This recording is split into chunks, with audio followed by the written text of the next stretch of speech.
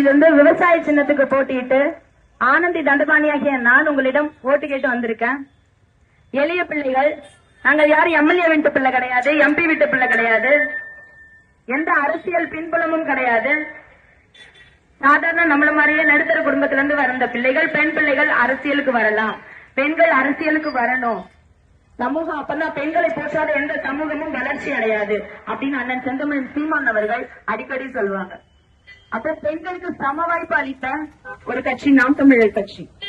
அனைத்து சாதியினருக்கும் சம வாய்ப்பு அளித்த ஒரே கட்சி தமிழ்நாட்டுல நாம் தமிழர் கட்சி. நீங்க பிஜேபியில இருக்கலாம், RSSல இருக்கலாம், எதுல வேணா இருக்கலாம். ஆனா பிராமணன் சமூகத்துக்கும் 6 சீட்டு கொடுத்திருக்காங்க, கேட்காமலே கொடுத்திருக்காங்க. எங்களுக்கு இடஒதுக்கீடு வேணும்னு கேட்காதவர்களுக்கும், இதுவரை வண்ணார் குறவர் இப்படி யாருமே கண்டுக்காத சமூகத்துக்கு கூட அண்ணன் செந்தமிழ் சீமான் அவர்கள் எல்லாருக்கும் சம வாய்ப்பு கொடுத்திருக்காங்க. ஒரு முறை நீங்க சிந்திச்சு பாருங்க, கேட்டும் கிடைக்காத இடங்கள்ல கேட்காமலே கொடுத்திருப்பவங்க நல்ல தலைவர்களா இல்லையா? நாங்கள் எளிய பிள்ளைகள், இவங்க வெற்றி பெறுவாங்களா தோல்வி பெறுவாங்களா நீங்க யோசிக்கலாம். நாங்க வெற்றி தோல்விக்கு அப்பாற்பட்டவங்க. நாங்க இந்த மண்ணுக்காகவும் மக்களுக்காகவும் தொடர்ந்து களத்துல போராடிக்கிட்டு இருக்கோம்.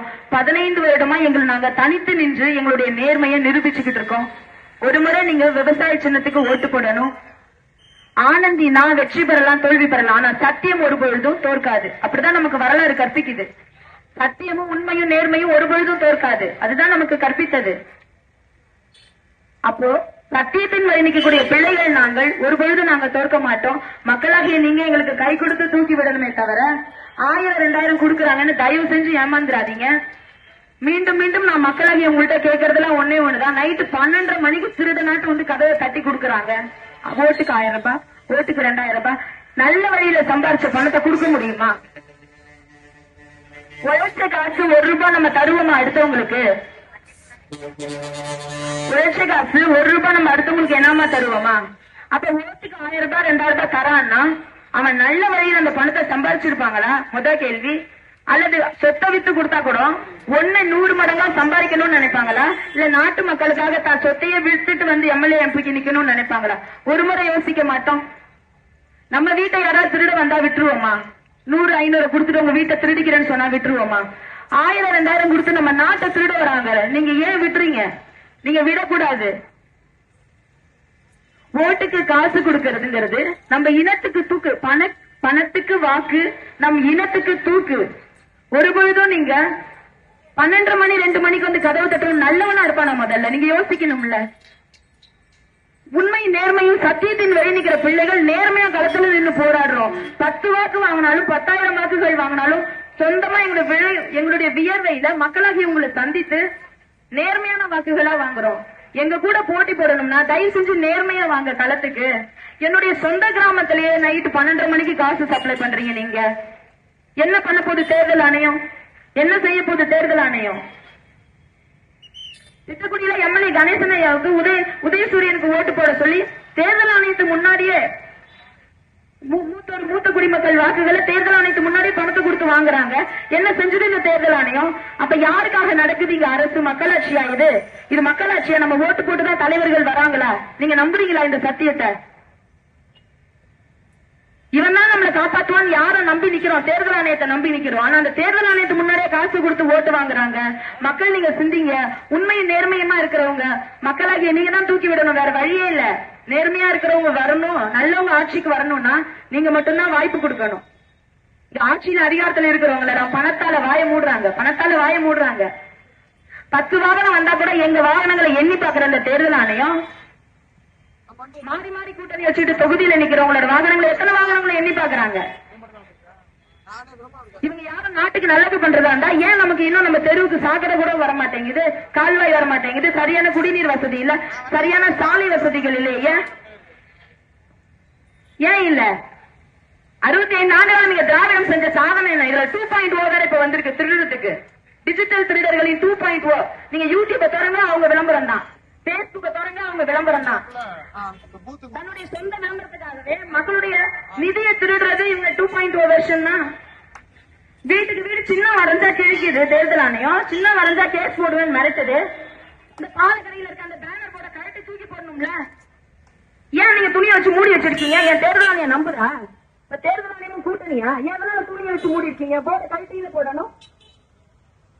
அப்ப இங்க சாமானியர்கள் யாரும் அரசியலுக்கு வரக்கூடாது, ஆண்டவங்களே ஆகணும். இதெல்லாம் மன்னராட்சியா?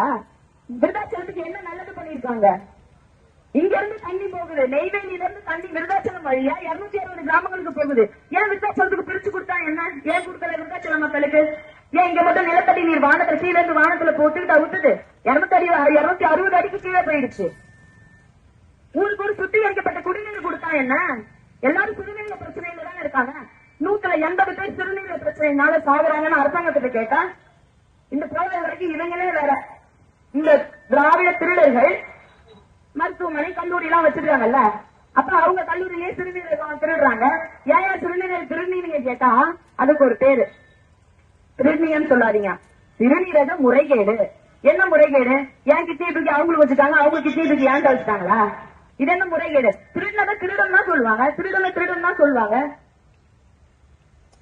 அப்ப இது எல்லாத்தையுமே நீங்க மறந்துடுவீங்க. நான் என்ன கேக்குறேன், 1000 2000 கொடுக்கறதுனால நம்ம மறந்து போயிடுவோமா? அவங்க என்ன நினைச்சிட்டு இருக்காங்க மக்கள் நம்மள 5 வருஷத்துல இவங்க பண்ண கொடுமைகளை மறந்துடுவோமா? வீட்டுக்கு வீடு ஒவ்வொரு பெண்ணுக்கும் நான் கேட்கிறேன், இங்க இருக்க பெண்கள் எல்லாத்தையும் கேட்கிறேன், உங்களுக்கு மாதம் 1000 ரூபாய் கொடுக்கறது தலைவனா வேணுமா, அல்லது மாதம் 12,000 உங்களை வருமானத்தை ஈட்டுக்கிறதுக்கான வேலை வாய்ப்பை ஏற்படுத்தி தர தலைவன் உங்களுக்கு தலைவனா வேணுமா?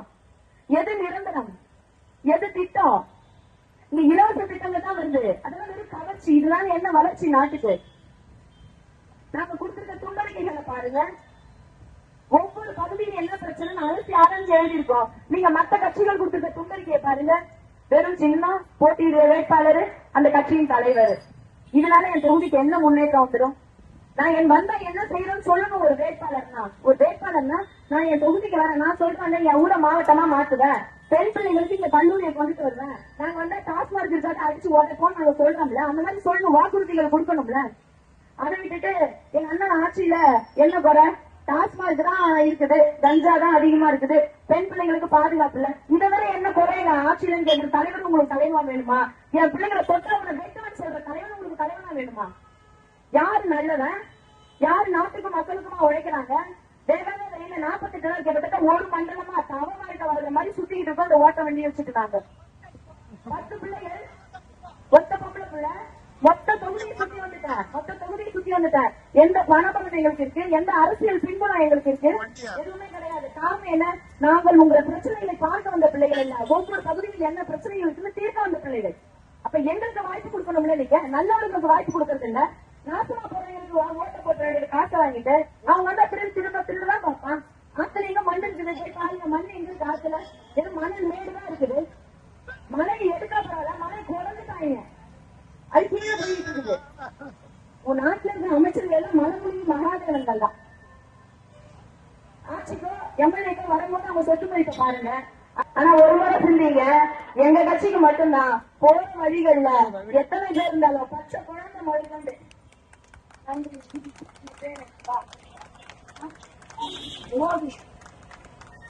நன்றி.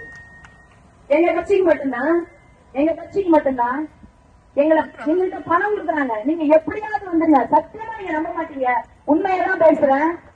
ஒரு அக்கா ஓடி வந்து எங்க வண்டியை நிறுத்திட்டு ஆனந்தி இந்தாமா காசு புடின்னு 500 ரூபாய் கொடுக்குறாங்க. நான் நினைச்சுட்டேன் எங்க சொந்தக்காரங்க போல அப்படின்னு.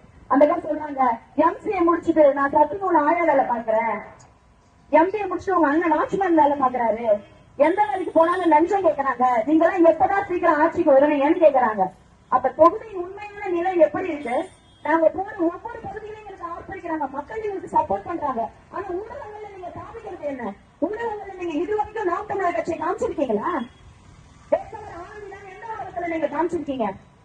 2026 போட்டியிட்ட வேட்பாளர்கள் பட்டியல் போட்டுட்டு என் கட்சியில போன தேர்தல் போட்டியிட்ட வேட்பாளரோட பேரை போட்டு வச்சிருக்கீங்க. இதெல்லாம் அயோக்கியத்தனம் கிடையாதா? நீங்கள் மூணாவதுனால நாங்க மறைஞ்சிடுவோமா? நேற்று அண்ணன் விடுதலை சிறுத்தைகள்ல இருந்து திருமாவளவன் அண்ணன் வந்திருக்காரு. வேற பசங்க பேனர் எல்லாம் கிழிச்சு விட்டு போயிட்டாங்க, பேனர் கிழிச்சுட்டாங்க, என்ன உங்களால பண்ண முடியும்?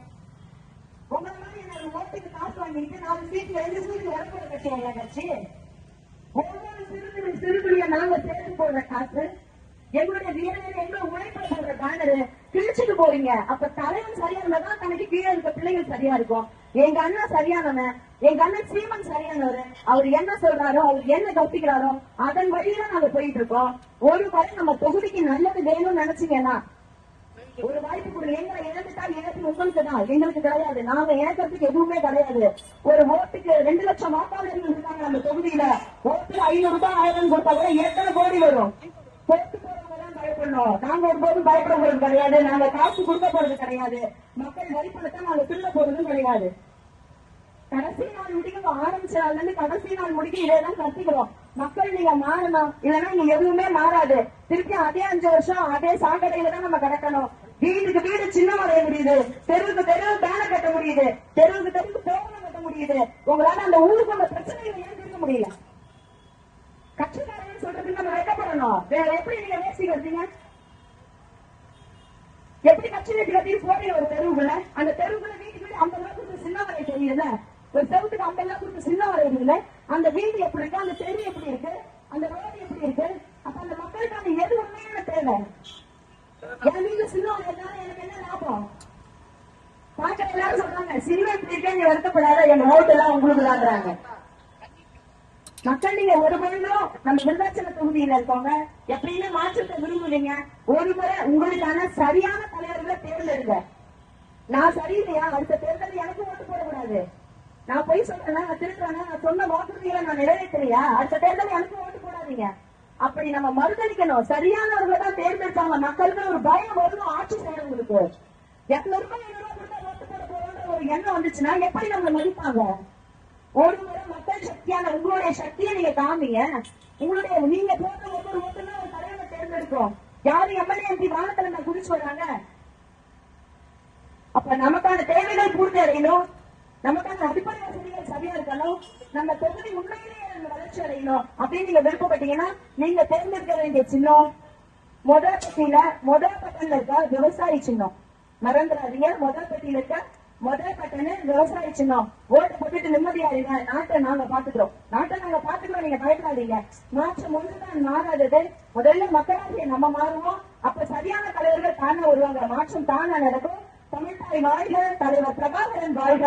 நன்றி. நாம் தமிழர்.